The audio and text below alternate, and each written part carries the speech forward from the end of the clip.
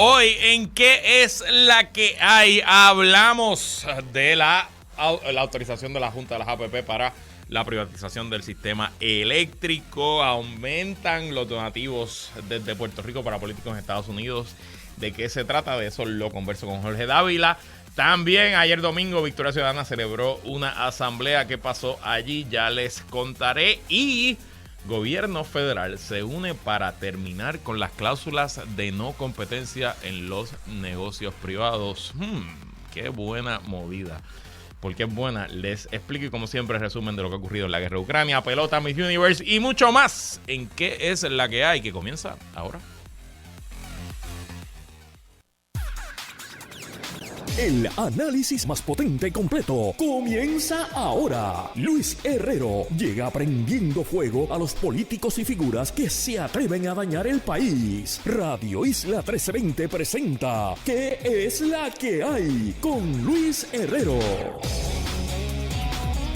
Muy buenas tardes, bienvenidos y bienvenidas a ¿Qué es la que hay? Con Luis Herrero por Radio Isla 1320. Hoy lunes 16 de enero del 2023, día en que se conmemora el natalicio de Martin Luther King. Estamos en vivo y en directo para todo Puerto Rico por el 1320 AM y su cadena para el mundo a través de radioisla.tv, nuestra aplicación para teléfonos Radio Isla Móvil y en facebook.com/Radio Isla TV. Yo soy Luis Herrero y como siempre les invito a que me sigan en todas las redes sociales, twitter.com/LHerrero, facebook.com/LHerrero, instagram.com/L Herrero. Y recuerda que este programa lo puedes escuchar en su formato podcast. Búscalo como ¿Qué es la que hay? En tu aplicación de podcast favorita para que me escuches cuando a ti te dé la gana. ¿Y qué es la que hay? De que vamos a hablar hoy, día 326 de la guerra en Ucrania. Movimiento Victoria Ciudadana celebra asamblea en Vega Baja. ¿Qué se discutió y qué acordaron? Les cuento. Gobierno federal se mueve para terminar las cláusulas de no competencia en el empleo privado. Excelentes noticias. Y con Jorge Dávila analizamos la aprobación de la autoridad de las APPs del contrato de privatización de la generación eléctrica en Puerto Rico y el aumento de donativos desde la isla a políticos en los Estados Unidos. Pero bueno, antes de comenzar, no estoy nervioso, Alex. No estoy ansioso. No estoy nada, pero en 2 horas, un poquito más, 2 horas y 10 minutos, si no llueve, se supone que los Gigantes de Carolina reciban a mis Cangrejeros de Santurce en el juego definitivo, juego séptimo de la semifinal B de la Liga Roberto Clemente Walker. Como ha sido la costumbre de este equipo cangrejero toda la temporada, pues ellos no hacen nada fácil. El viernes, el último día que estuve aquí con ustedes, yo les conté que iba camino, yo salía de aquí, iba para el juego en el Clemente Walker, que aquel era el juego quinto, que estaba en la serie empate 2-2, y que pues si Santurce se robaba ese juego el viernes, pues el sábado teníamos oportunidad de ganar la serie y pasar a la final en casa, en el Irán Bithorn. Pues nos robamos el juego el viernes y lo ganamos. Fue un juego, yo creo que el mejor juego, por lo menos el mejor inning, la mejor entrada que ha tenido Santurce en toda su temporada fue la segunda entrada de ese juego, que hicimos 6 carreras en una entrada, lo que nunca. Pero les digo, este equipo no hace nada fácil. Llegamos a la novena ganando 6-1 y el partido se acabó 6-5. Porque Carolina nos hizo 4 carreras en la novena entrada. Yo estaba allí con un buen amigo, el licenciado Saúl Suárez. Estábamos sentados uno al lado del otro allí. Estaba con otro pana, el licenciado Cristian Albelo. Otro amigo que se llama Luis también. Y los 4 nos mirábamos ahí y decíamos, nos vamos a morir aquí, nos va a dar un ataque al corazón. Al final, nuestro taponero estrella, Fernando Cruz, pues dio un ponche y acabó el partido. Y nos llevamos esa victoria 6-5. Pero el sábado, Carolina llegó al Bithorn. Una asistencia brutal, un ambientazo en el estadio Irán Bithorn. Había un poquito de amenaza de lluvia, pero no llovió. Y Carolina vino mejor que nunca y esencialmente nos hicieron un no-hitter. Tuvieron a la ofensiva de Santurce sin ningún tipo de actividad ofensiva hasta la novena entrada, que pudimos hacer una carrera, pero luego el partido se acabó con una doble matanza de Carolina y se llevaron la victoria 2-0. Así que todo apuntaba, todos los caminos conducían a un séptimo partido ayer en Carolina, en el Roberto Clemente Walker, Pero la lluvia tuvo otros planes, así que el partido se suspendió y se va a jugar hoy a las 7:10, de nuevo, si la lluvia lo permite. Según mi aplicación de clima, ahora mismo no está lloviendo, pero bueno, veremos qué va a ir. Lo que sí es que yo salgo de aquí directo, voy para allá, me como alguito y le llego directo al estadio, porque yo no me pierdo ese juego hoy, sea para reír o sea para llorar.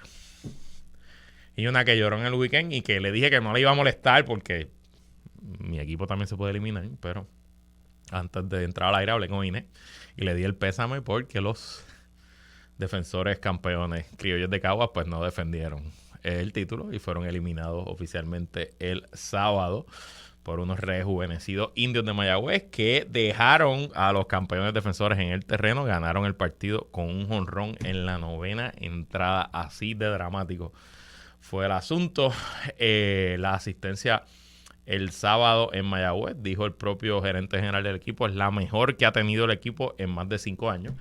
Más de 5,000 fanáticos llegaron allá al estadio de Mayagüez, así que sea contra Carolina o sea contra Santurce, se espera que la serie final, que comenzará mañana martes,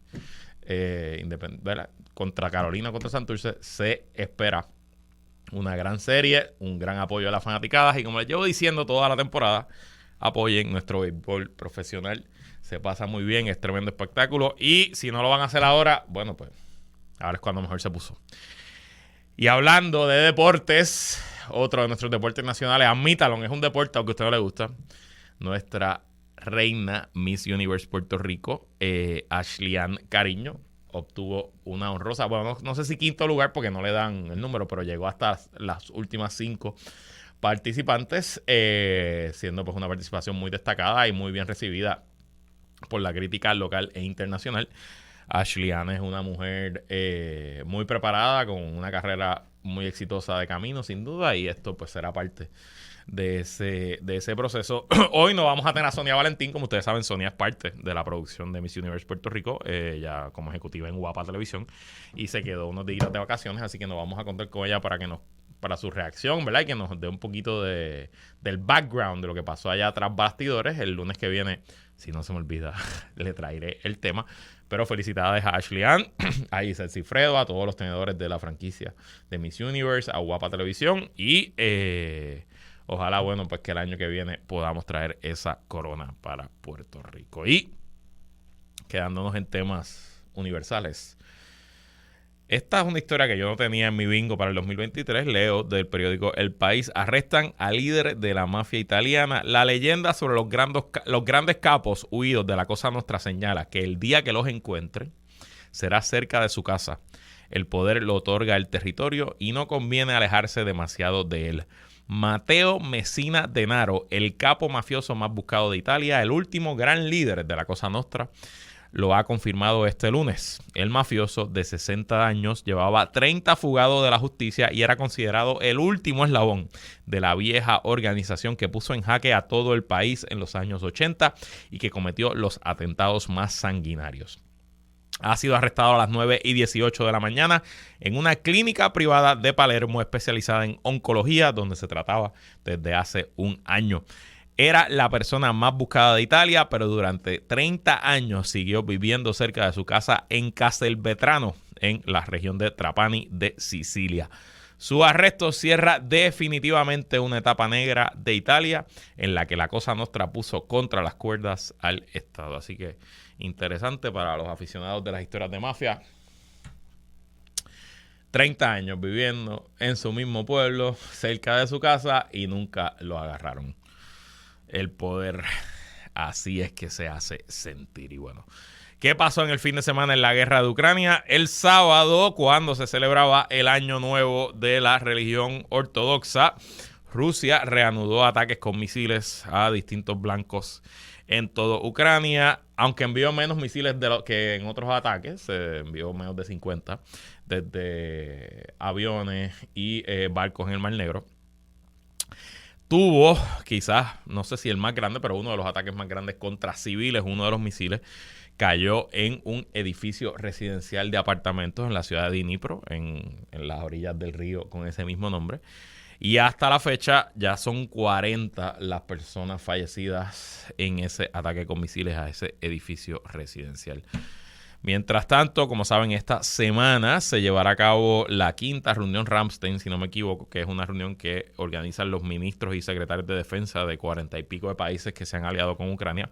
Es una reunión que se realiza en Alemania para coordinar la logística de las ayudas militares y lo que va en camino para Ucrania, y como parte del el trabajo, el proceso en camino a esa reunión de Ramstein, Inglaterra anunció oficialmente que enviará 14 tanques a Ucrania, tanques modernos, tanques de la OTAN. Obviamente 14 tanques es un número pequeño, no es un número que debe alterar el balance de la guerra para ningún lado, pero lo que reportan los medios especializados es que es una medida de parte de Inglaterra para crear momentum entre la alianza, para que otros países que también tienen tanques suplan sus propios unidades o divisiones de tanques, y de 14 en 14, si 10 países dan 14 tanques, pues son 140 tanques, ¿no? Así que por ahí es que va el asunto. Veremos qué noticias nos da Ramstein esta semana. Y también en preparación, como parte de esto, renunció hoy la ministra de Defensa de Alemania, una señora de nombre Christine Lambrecht. Alemania en general y el Ministerio de Defensa en particular han sido duramente criticados desde el comienzo de la invasión. Yo desconocía esto antes de que Rusia invadiera Ucrania, pero el ejército alemán de las últimas décadas tiene una reputación bastante mala en cuanto a su estado general de preparación, la capacidad de su equipo, su entrenamiento. ¿Verdad? No. Sabemos lo que pasó en la Segunda Guerra Mundial, pero esencialmente pues Alemania, luego de su derrota en la Segunda Guerra Mundial, fue ocupada militarmente, la mitad por la Unión Soviética, la otra mitad por Estados Unidos, Inglaterra y Francia, pero todos sabemos que realmente es Estados Unidos. Y luego de la reunificación alemana, pues lo cierto es que no ha sido prioridad para ningún gobierno alemán la inversión en defensa. También, bueno, pues entendible, ¿no? Hay un rechazo a el armamentismo en la sociedad alemana, luego de que pues pasó todo lo que pasó. Pero bueno, el tiempo cambia. La semana pasada hablábamos de que Estados Unidos quiere que Japón se vuelva a convertir en una potencia militar, y pues parecería que también que todo el mundo quiere que Alemania se vuelva a convertir en una potencia militar, pero la ministra de Defensa no sobrevivió un año de críticas y señalamientos por el pobre estado del ejército alemán. Y también, como si faltara poco, Rusia y Bielorrusia hoy reanudaron sus ejercicios militares conjuntos. Específicamente estaban haciendo ejercicios de aéreos, Fuerza Aérea hoy. Se sigue especulando que en algún momento, al finalizar el invierno y comenzar la primavera, Rusia intentará una nueva ofensiva y que incluso se especula de que parte de esa ofensiva pudiera venir desde la frontera norte de Ucrania con Bielorrusia, donde comenzó también el ataque original el 24 de agosto del 2022. Desde allí, desde Bielorrusia, se movilizaron miles de tropas y equipo pesado con el objetivo de tomar la capital de Kiev. Sabemos que ese objetivo no se cumplió y que, por el contrario, Rusia sufrió una tremenda derrota, su primera derrota en la guerra, al tener que retirarse de todo el territorio y todo su esfuerzo de tomar la capital de Kiev y descabezar el gobierno ucraniano. Pero lo cierto es que Rusia ha estado movilizando equipo pesado de todo tipo, tanques, camiones, equipos de personal armado, a Bielorrusia en los últimos meses. También hay tropas rusas estacionadas en la frontera con Bielorrusia, y se pudiera especular que incluso Bielorrusia entre como combatiente a la guerra. De nuevo, no se sabe, no ha habido confirmación de parte de las agencias de inteligencia occidentales, pero si tiene cuatro patas, menea el rabo y dice guau guau, pues uno debe pensar que es perro, ¿no? Ya veremos. Pasando a temas locales, este domingo en Vega Baja, el Movimiento Victoria Ciudadana celebró, si no me equivoco, su 7ª asamblea como partido desde que se fundó como organización. Más o menos firmaron en listas unas 350 personas que participaron en esa asamblea. Y allí se discutieron distintos asuntos, pero no sé si hubo algo esencialmente noticioso, ¿no? Y personas que estuvieron allí me escribieron primero que el Consejo Ciudadano Nacional, ¿verdad? Que es entre el líder, lo que sería la Junta de Gobierno del Partido Popular o el directorio en el PNP, el organismo de mayor jerarquía que rige los trabajos del partido, pues presentaron un estatus, ¿no?, de por dónde va la demanda que ellos anunciaron con bombo y platillo. Manuel Natal y Juan Dalmau anunciaron en octubre de que iban a demandar al gobierno de Puerto Rico por el código electoral que no permite las alianzas coaligadas, ¿no? Eso pasó en octubre, todavía hoy pues parece que dieron un estatus sobre eso. También anunciaron que el Consejo Ciudadano Nacional se reunirá el 5 de febrero para evaluar todos los posibles escenarios de una vez presentada la demanda, si se gana, cuál es el escenario, si se pierde, cuál es el escenario, y las decisiones que haya que tomarse internamente para encaminar una alianza política que luego entonces se le presentarán esas recomendaciones a la Asamblea. O sea que de lo que yo entiendo, lo que me escribe una de las personas que participó ayer y que estuvo allí, es que no se tomó ninguna decisión todavía sobre el tema de la alianza y que faltaría, bueno, pues que se dé esa reunión del Consejo Ciudadano Nacional del Movimiento Victoria Ciudadana el 5 de febrero. También se hablaron otras cosas, como se enmendó el reglamento para darle participación a la juventud y se ratificaron varios puestos del partido, incluyendo la posición de comisionada alterna. Me sorprendieron varios asuntos. Voy a primero decir lo positivo. Contrario a los demás partidos, y eso sobre todo el Partido Popular, pero el PNP también y en menos grado el PIB, Victoria Ciudadana por lo menos se reúnen, por lo menos hacen asamblea, por lo menos invitan a su gente. Si la participación es mucho o poca, si lo que se discute es relevante o no, bueno, esos son otros 20 pesos, pero por lo menos se están reuniendo. Y eso hay que dárselo, no es fácil para ningún partido organizarse. Miren al Partido Popular. El Partido Popular se supone que tenga una elección como en un mes y medio, en febrero, porque sí, está la elección de presidente en mayo, pero antes se supone que se elija la presidencia de la juventud, de las mujeres populares, de un montón de organizaciones internas. En teoría son cientos de puestos que van a elección en febrero y hoy, 16 de enero, 5 y 12 de la tarde, no se sabe ni dónde va a ser, ni en qué lugar, ni a qué día, ni cuánto cuesta, ni quiénes son los puestos, ni quiénes son los candidatos. No se ha abierto ningún tipo de proceso de candidatura en el partido. No hay nadie presentando planchas. Yo sé de una candidata que aspira a presidir la juventud, pero ella está haciendo campaña por sí misma. No es parte de ningún proceso formal porque simplemente del Partido Popular no sabe nada. El PNP, bueno, pues tuvo su convención y tuvo sus asuntos, pero la realidad es que también el director del PNP y pasan los meses y no se oye nada. Y del PIB, ciertamente tampoco se oye mucho. Así que le damos a Victoria que por lo menos se reúne. Por otro lado, yo no sé si es que no hicieron ningún esfuerzo o yo no sé, es que simplemente los medios no lo cubren, pero me sorprendió muchísimo. Hoy en ninguno de los periódicos, digo quizás Metro, admito que Metro no lo he visto, pero ni en Primera Hora, ni el Nuevo Día, ni el Vocero se cubrió la noticia. No vi los noticieros ayer en televisión, así que no sé si en televisión se cubrió, pero esencialmente en el país hoy nadie está muy pendiente de estos asuntos. ¿Qué está haciendo o no está haciendo Victoria Ciudadana para lograr cobertura? No sé, pero les pido como público que hagan memoria de lo que fue su primera asamblea, su asamblea fundacional, que fue en el Teatro Tapia, en el Viejo San Juan, en algún momento en el 2019, por ahí habrá sido, 2018, 2019, y la cobertura gigantesca que generó toda esa asamblea, y compárala con la cobertura que generó su séptima asamblea. ¿Por qué genera tan menos cobertura? Por no decir ningún tipo de cobertura, no sé. Algo que tiene que evaluar el liderato de ese partido. Yo, como analista aquí y como estratega político que soy, ¿verdad? Por profesión, y así me gano la vida y pago la hipoteca,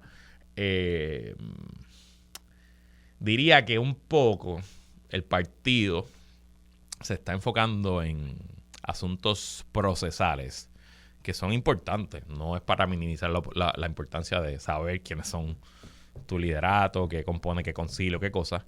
Pero esos asuntos procesales no son para nada interesantes para el público general ni para los medios. Y honestamente, allí lo que tenía que salir era un mensaje de la Alianza Va. Y quizás por ahí, y quizás tener a Juan Dalmau allí, representando al PIB.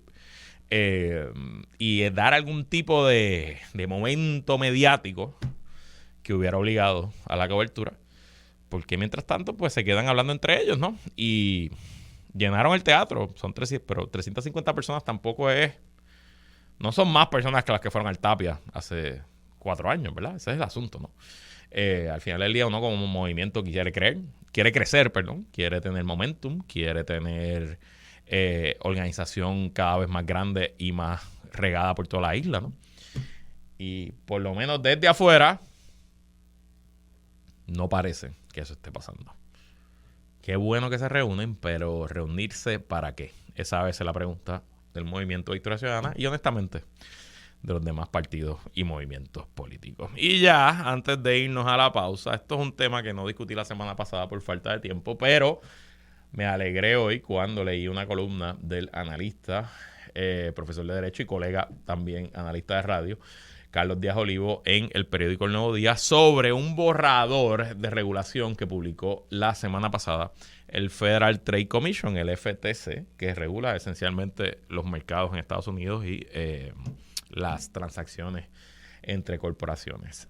El FTC publicó un borrador de reglamento para comentario público que esencialmente prohibiría las cláusulas de no competencia en el empleo privado en todos los Estados Unidos y obviamente pues en Puerto Rico por nuestra relación colonial.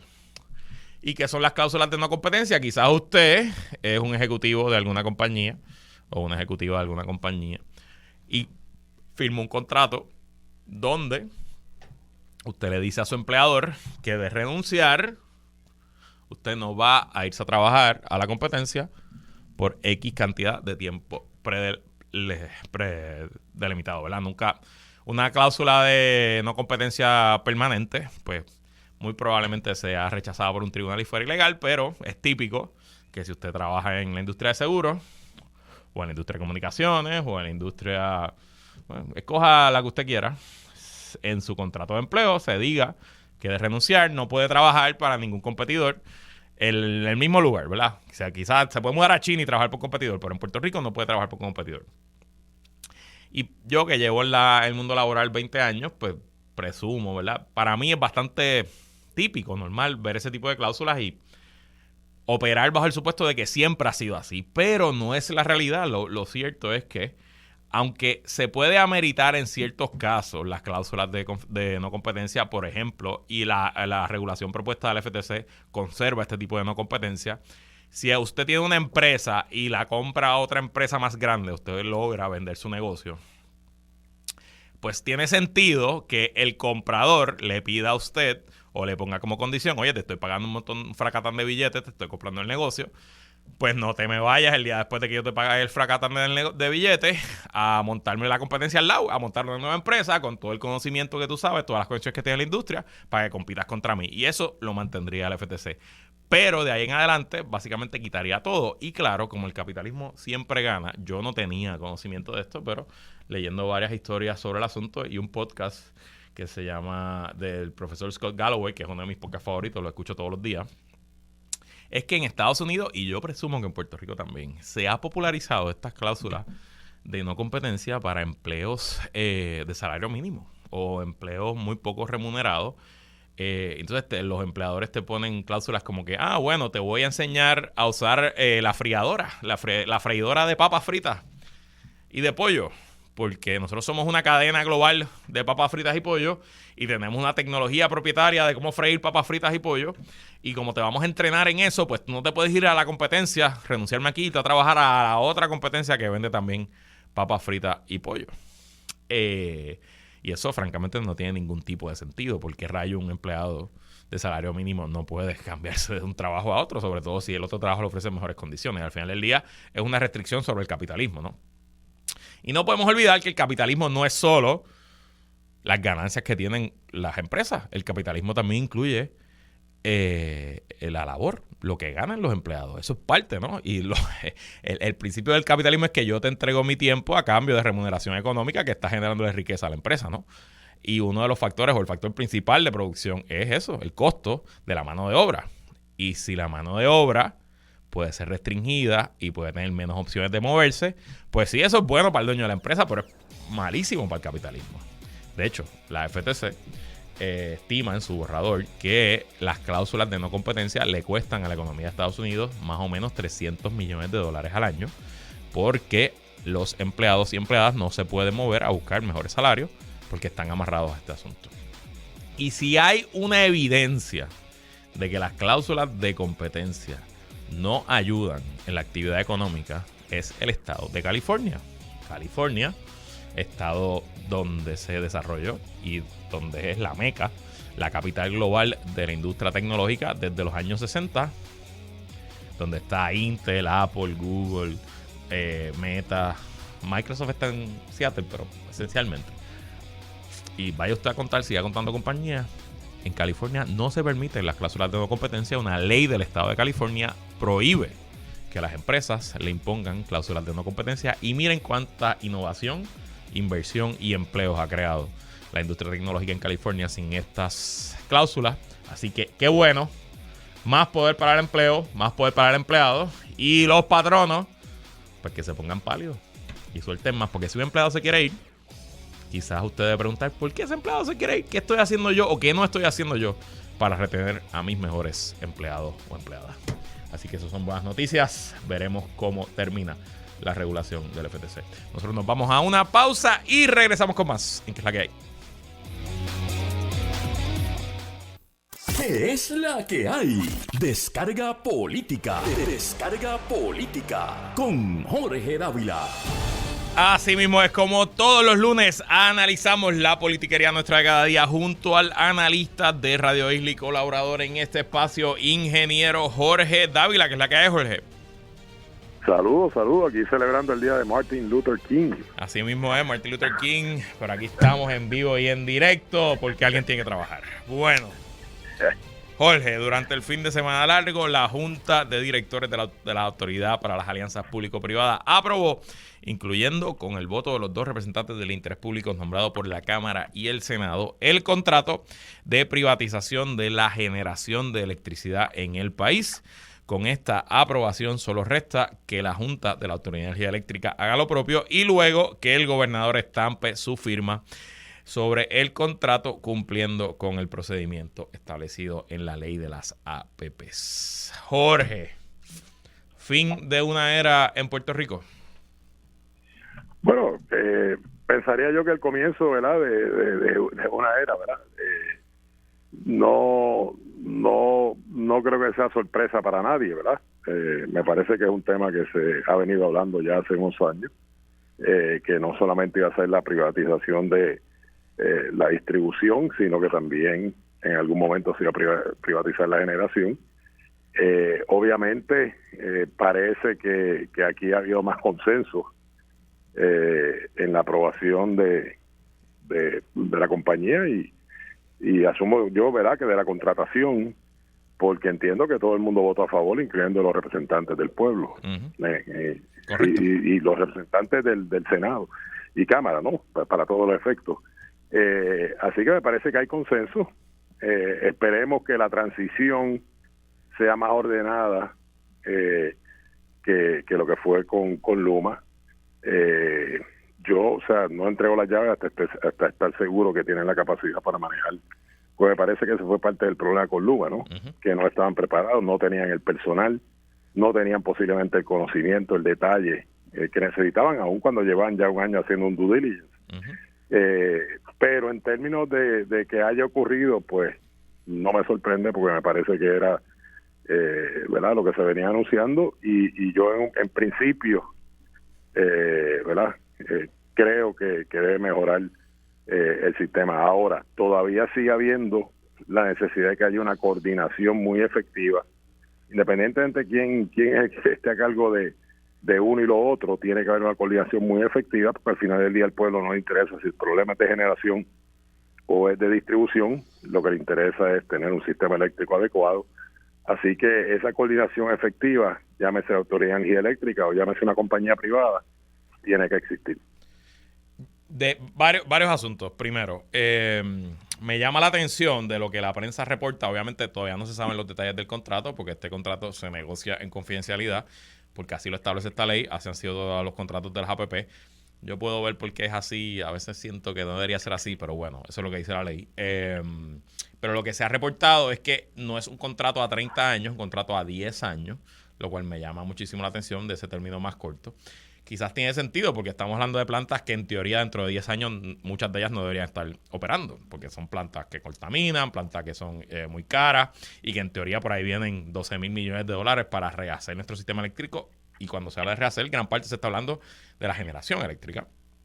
Pero por otro lado también me preocupa que se mencionan compañías que ya son conocidas en el país, entre ellas esta compañía New Fortress, que ya sabemos que han tenido problemas, sea regulatorio, sea en cumplimiento, sea en la manera en que lograron ciertos contratos, y eso pues obviamente me levanta bandera. Pero, como hemos dicho aquí tú y yo muchísimas veces, y que la retórica política, ¿verdad? Pues es una cosa, pero pues aquí Jorge y yo no venimos para darle retórica, venimos para darle nuestro análisis.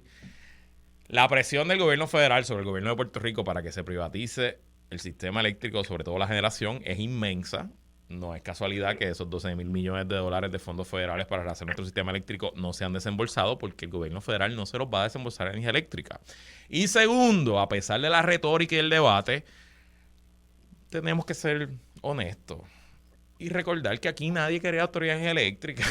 Si alguien se ganó el rechazo del país, es la autoridad de energía eléctrica, y la manera en que la administraron y la manera en que la convirtieron en una entidad que era un puro balón político y que no daba buen servicio. No es que Luma esté dando un buen servicio y no es que este privatizador lo venga a dar, pero que la autoridad de energía eléctrica haya dado un buen servicio que merezca que se proteja para siempre como si fuera una institución, honestamente no lo veo, y creo en parte que lo que pasó con Luma, que para muchos era imposible, que se sacaran a la UTIEL y se sacaran a los empleados de energía eléctrica y que no, el país no hubiera una huelga general, pues si no pasó con Luma, veo difícil que vaya a pasar con la generación cuando se está hablando de muchos menos empleados. Y te pregunto, Jorge, porque Luma, junto a la corrupción, han sido el principal escollo para el gobernador y su administración en lo que va de cuatrenio. ¿Qué está arriesgando Pedro Pierluisi si aprueba este contrato? Bueno, yo no creo que arriesgue nada. Yo creo que tiene que apostar a que esto mejore. O sea, yo creo que el daño está hecho, ¿no? Porque, ¿verdad? Va a haber 2 años entre 2 años y pico entre todos estos apagones que sufrimos el año pasado y las elecciones. ¿Sabes? Uh-huh. Yo creo que a lo que está apostando la administración de Pedro Pierluisi es a que esto mejore. Y obviamente si mejora, pues él de alguna forma se convierte posiblemente en la única persona que está defendiendo todo esto, ¿no? En un momento dado. Así que si se pone peor, pues yo no sé cuán peor se pudiera poner. Uh-huh. Entiendo lo que te digo. O sea, uh-huh, gracias a Dios en los últimos meses no ha habido los apagones estos. ¿Qué están haciendo diferente? Pues no lo tengo claro, ¿no? No están haciendo nada diferente, Jorge, es que no hace calor, eso es todo. O sea, los apagones en verano, eso va a pasar todos los años, por los próximos años, ya tú verás, porque es que aumenta la demanda, pues se van a caer los sistemas, punto. Por eso, pero ¿qué vivimos el verano? Un tiritápate entre Luma y energía eléctrica. Uno decía que era la distribución, el otro decía que era la generación. Uh-huh, uh-huh. Y ahí es que te digo que al pueblo le interesa poco si es la distribución, es la generación. 100%. Lo que le llega a su casa es lo que le interesa, que haya un buen sistema de energía eléctrica. No me queda claro, y creo que tiene que ser parte de la ecuación, que todavía no se ha reestructurado la deuda. Correcto. ¿Cómo se atiende eso con un privatizador si todavía está el tema de la no reestructuración de la deuda? Pues no me queda claro eso, Luis. Yo tampoco. Pero veremos. Obviamente una cosa tiene que jugar con la otra. Quizás hay algo que es como temporero, al igual que el contrato de Luma, que tenía esa parte del contrato provisional hasta también cuánto saliera prepa de la quiebra. Lo que sabemos es que, según el calendario de la juez Taylor Swain, la quiebra de energía eléctrica debe estar completada este verano. Así que todo debe encajar a la misma vez. Vamos a ver. Y lo que no despinta a nadie es que una vez se empieza a pagar la deuda, va a haber un aumento. Sin duda. Entonces me parece que quien va a pagar los platos rotos, ¿verdad? Ya porque ya Luma ha pagado bastante platos rotos. Uh-huh. Posiblemente sea el nuevo privatizador que cogerá las culpas del nuevo aumento. Y te digo algo, más allá de la ideología, que a lo mejor Pedro Pierluisi ideológicamente favorece este tipo de transacciones, lo políticamente fácil para Pierluisi hubiera sido oponerse. O sea, al final del día, si Pierluisi dice, no me interesa, se cancela y nos quedamos como estamos. Claro, lo que pasa es que él debe tener frente a sí las consecuencias de una decisión que nosotros no la tenemos, ¿no? Porque él ha estado en conversaciones que nosotros no hemos estado. Él se ha reunido con la secretaria de Energía, se ha reunido con el presidente Joe Biden, o quién sabe qué es lo que le han dicho a él para favorecer este asunto, pero veo lo que tú dices, el riesgo político está ahí. Y oye, olvídate del 2023, si en septiembre del 2024, con un calor de esos de septiembre en Puerto Rico, viene otro megapagón a 6 semanas de las elecciones, créeme que eso es un golpe duro para cualquier candidato. Claro, lo que pasa es que ya habiéndose completado la privatización de la distribución, pues como quiera, ¿verdad? La culpa es del que avaló ese contrato. O sea, la gente no va a distinguir, Luis, entre si es Luma, Energía Eléctrica o el nuevo privatizador. La gente lo que va a medir es si tiene un mejor servicio de energía eléctrica o no. Si le cuesta más cara la energía eléctrica o le cuesta más barata. Eso al final del día es el voto online. Bueno, y en el PPD, hoy comenzó un nuevo Power Wars. Los presidentes de la Cámara y el Senado apoyaron la aprobación del contrato, asegurando que el mismo incluye 6 condiciones que ellos le habían solicitado al gobierno, entre estas que cualquier ahorro logrado por la privatización se traspase a los consumidores y que se conserven los empleos actuales de la Autoridad de Energía Eléctrica. Por otro lado, hay voces dentro del partido en contra del acuerdo, como el representante José Cheito Madero, el senador Juan Zaragoza, el propio presidente de la Asociación de Alcaldes, alcalde de Villalba, Luis Javier Hernández. ¿Esto es otra guerra más al interior del PPD o esto es simplemente curándose en salud? Pues mira, yo creo que el problema del Partido Popular es que no toma postura firme en ninguno de los temas importantes para Puerto Rico. No toman una postura firme con el tema del estatus y no toman una postura firme con el tema de la privatización. En el PNP la palabra privatización no causa ningún problema. Dentro del PPD, para algunos, el mero hecho de mencionar la palabra privatización eso es un problema. Es una cuestión de política pública. Y en esto ellos no han tomado una postura oficial institucional. Hay quienes creen en la privatización dentro del PPD, igual que hay quienes creen en la unión permanente, y hay quienes creen en la libre asociación, y hay quienes creen en la no privatización. Pero como institución, como partido que se presenta en unas elecciones con una postura firme en un tema importante y de relevancia para Puerto Rico, no asumen postura y eso es un problema que tienen. Evidentemente, yo creo que la posición de Tatito y Dalmau es intelectualmente honesta. Si ellos pidieron algo y se les dieron, pues tenían que apoyar el proyecto. Pero evidentemente no hicieron ningún tipo de trabajo de preparar a sus caucus, de decirle la que venía, y hoy están cogiendo cantazos porque no hicieron ese trabajo. Y un poco, pues Jorge, se lo buscaron. Nada, seguiremos hablando de este asunto. Se lo buscaron completito. Seguiremos hablando de este asunto en las próximas semanas cuando regresemos. Cambiamos de tema, pero seguimos analizando junto a Jorge Dávila. Regresamos, no se vaya nadie.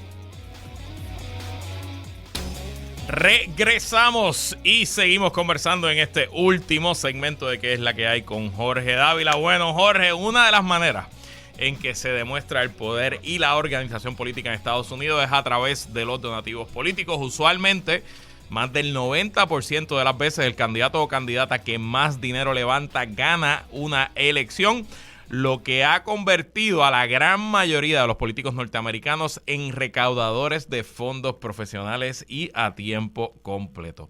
Y aunque Puerto Rico no es la excepción, lo cierto es que aquí en nuestra política no se levantan las cantidades de dinero que se levantan en Estados Unidos para carreras similares con la misma cantidad de población. Una carrera a la gobernación en un estado con más o menos la misma población que Puerto Rico es mucho más cara que lo que es una carrera a la gobernación aquí, y para los alcaldes, los legisladores es exactamente igual. Ahora bien, según documentó hoy El Nuevo Día, cada vez son más los donantes y los fondos que llegan a cuentas de políticos de Estados Unidos provenientes de Puerto Rico. Según el artículo del periodista José Delgado, durante el pasado ciclo electoral, los donativos de residentes en Puerto Rico a comités federales incrementaron en un 60% en comparación con las contribuciones enviadas para las elecciones de mitad de mandato del 2018.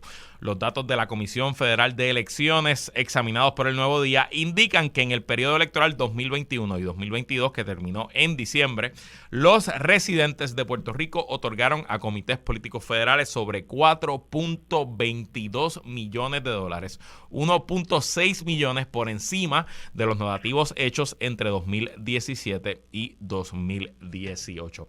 ¿Qué te dicen estos números? ¿A qué se debe ese aumento, Jorge? Bueno, obviamente en el artículo se habla de por cientos, ¿no? No de cantidad de personas absolutas. Claro.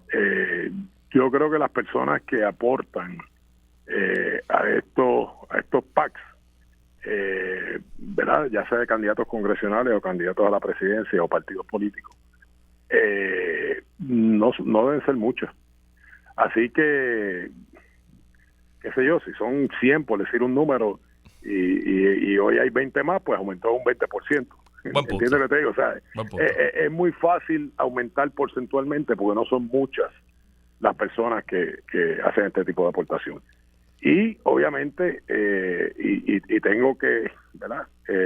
Traer a la atención la decisión que se acaba de tomar con relación al Super PAC aquí que hubo de Salvemos a Puerto Rico, que yo creo que es un mensaje bien claro.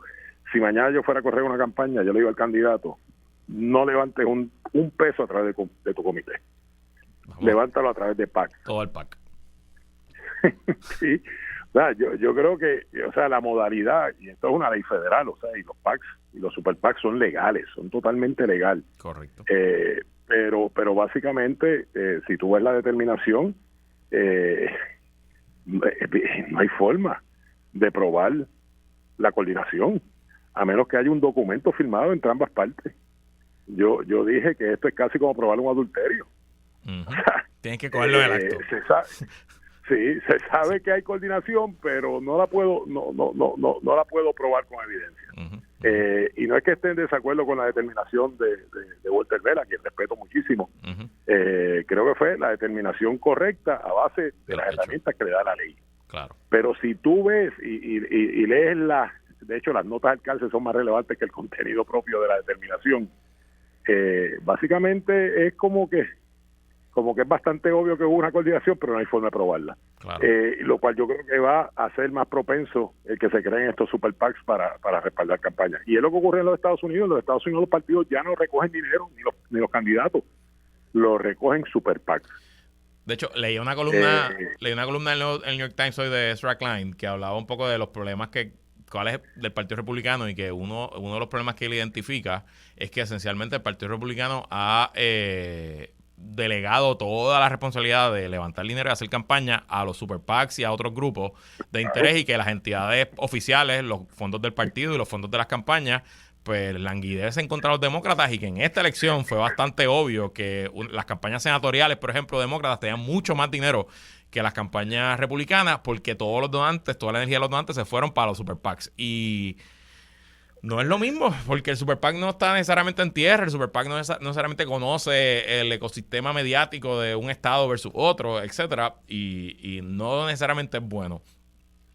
Me llama la atención que el candidato que más dinero recibió de Puerto Rico en el 2022 es un candidato poco conocido, que nunca fue de las carreras más excitantes, porque era bastante claro que iba a ganar un republicano, que fue el demócrata Tim Ryan, que aspiró al Senado por Ohio, por los demócratas, contra J.D. Vance, quien resultó electo. Y me llama muchísimo la atención porque Ohio no es un estado con relaciones particulares con Puerto Rico, no tiene una población puertorriqueña importante. Yo conozco unos puertorriqueños en Columbus y otros por allí y por allá, pero no creo que pasen ni de 10,000.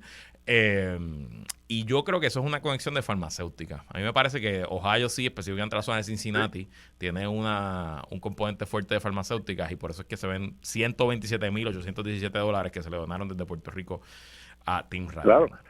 Y lo importante es, ¿verdad?, reseñar que los super PACs permiten donativos de corporaciones. Correcto. Distinto a la ley electoral es ilimitado, uh-huh, que tienen que ser, ¿verdad?, sujetos al límite de $2,800 anuales. Uh-huh. Así que todo aquel que tenga algún tipo de interés en que se pase o no se pase una legislación federal, pues va a estar buscando donde sea, donde tenga los votos. Uh-huh.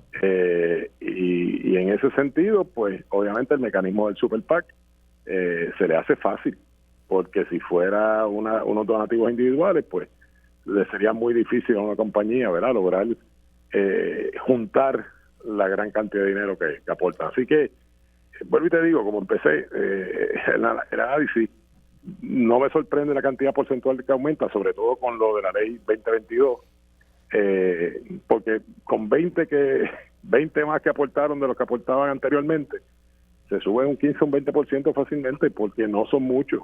Si viéramos números absolutos, pues sería más relevante, ¿verdad? Si tú me dices, pues mira, aportaban 10,000 personas y aumentaron 20%, pues eso son 2,000 personas más. Pero si de 100 aumentaron 20, pues no me dice mucho, Luis. De acuerdo, es un excelente análisis el que hace y siempre la perspectiva es bien importante. Aunque aumentó, sigue también siendo un número bien pequeño. 4 millones de dólares en una elección que se levantaron más de 2 billones de dólares, pues obviamente hacen que Puerto Rico no sea un área muy particularmente importante para los políticos estadounidenses, porque la cantidad de dinero que se recoge aquí es risible. O sea, 4 millones de dólares en lo que son las elecciones modernas en Estados Unidos realmente no da para mucho, por no decir para nada. Pero divide eso entre $200,000. Aquí hubo una persona que aportó a Salvemos a Puerto Rico $200,000. Ese sí que tuvo un impacto. Bueno, pues divide 4 millones entre 200,000. No son muchos, Luis. Así que obviamente la ley federal los cobija, número uno. La primera enmienda, ¿verdad? La libre asociación. Todo el mundo tiene derecho a respaldar la causa en la que crea. Así que en ese sentido, bueno, pues a quien Dios se lo dio, que San Pedro se lo bendiga. Amén. Jorge Dávila, gracias por estar aquí. Bueno, un abrazo. Buenas semanas. Y hasta aquí esta edición de ¿Qué es la que hay con Luis Herrero? Como siempre, agradecido de su sintonía y patrocinio. Quédese con nosotros. La mejor programación y análisis de la radio puertorriqueña continúa en Radio Isla 1320. Hasta mañana.